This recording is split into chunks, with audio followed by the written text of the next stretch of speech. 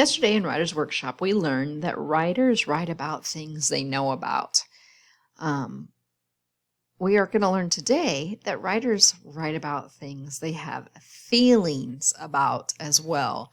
So I had you work on a light bulb and write down 3 to 5 things that you know a lot about.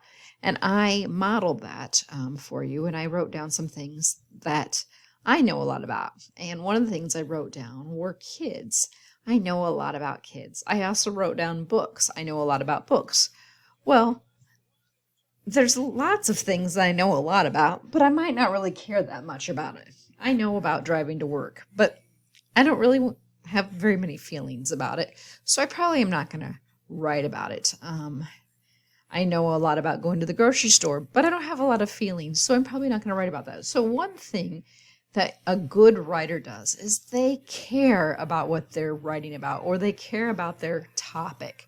They may have a lot of happiness, or they may have some anger, or they may have fear, or they may have sadness about a topic. And that's what causes them to want to share that and to write about it. So a writer always writes about something that he cares about. So today, for Writer's Workshop, I want you to look at the things that you wrote down yesterday. What things do you know about? Well, when you're looking at those things that you know something about, I want you to choose the one that you care the most about. So look at your list and see, which thing do I care the most about? Well, for me, I care about my kids the most. I care about my boys and being a mom the most.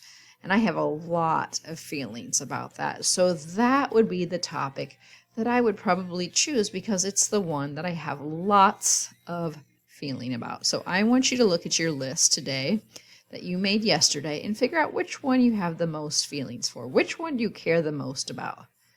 And that will be your best topic.